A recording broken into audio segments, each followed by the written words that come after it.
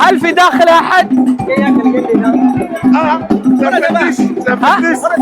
وش يقول؟ قال جني جني جني؟ طيب أريد أن أرى الجني. قال ستراه لكن ليس الآن. ستراه؟ يقول سترى الجني. يقول قلت أريد أن أراه. طيب قال وش اللي قلت شيء داخله؟ قال جني. قلت أريد أن أراه. قال ستراه لكن رجلي. هذه المدينة برين في غرب أفريقيا، يجونها الناس من كل مكان، مشاهير العرب ومشاهير العالم والناس السواح، الكل يجيها لأنها اشتهرت أنها مدينة السحر والسحرة. لكن أنا متأكد أن كل هذا خزعبلات وكذب وغير صحي، كله خدع بصرية وأوهام وضحك، لا في سحر ولا سحرة. فلذلك جالس أحاول إني أشوف وش اللي داخل يحرك أو أرفعه لأجل يوضح، لأني ماني مقتنع أبدا أن هذا سحر ولا هذا ولا سحرة، كلها كذب في كذب.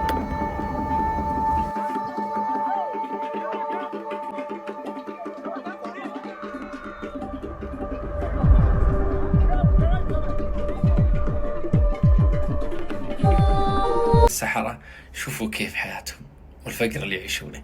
أعوذ بالله، كيف الناس يقتنعون بالسحر ويصدقونه؟ يا رجل هو ما عز نفسه، كيف بيعز الناس؟ أسوأ حال في العالم هو السحر، يعيشون في فقر وحالة قذرة ووسخة وبين حيوانات ومع ذلك ما أدري كيف يصدق.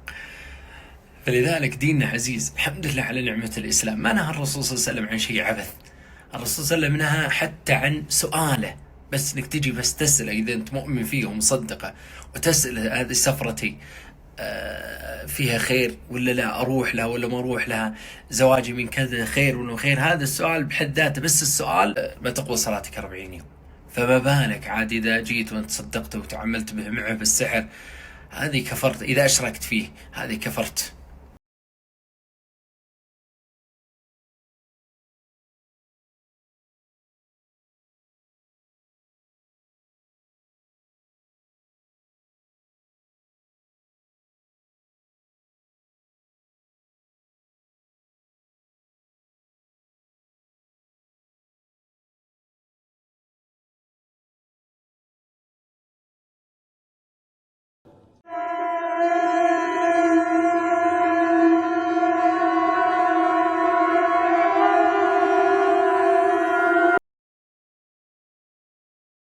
إذا هو جني فعلا على كلامهم، وش الجني ذا اللي مشغلين رقاصة عندهم وبنص ذا؟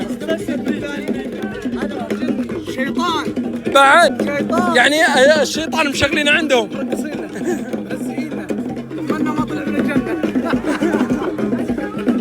وأنا متأكد يا جماعة كلها خدع بصرية، مثل العروض المسرحية في كل مكان في العالم، لا سحر ولا سحرة ولا غيره. وبثبت لكم وبرفعها بنفسي، بتشوفون أنا اللي برفعها، ما هم اللي يرفعون عشان يسوون خدعهم.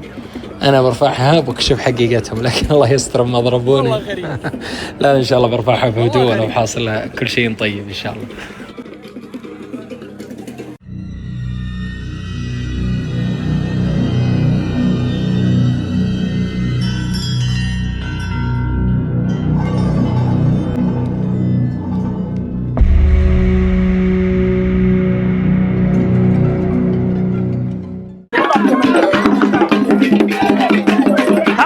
تعال باري تعال تعال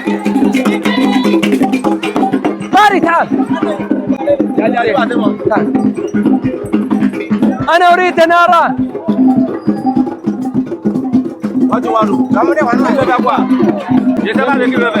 ها؟ ماذا قلت؟ أريد أن أرى.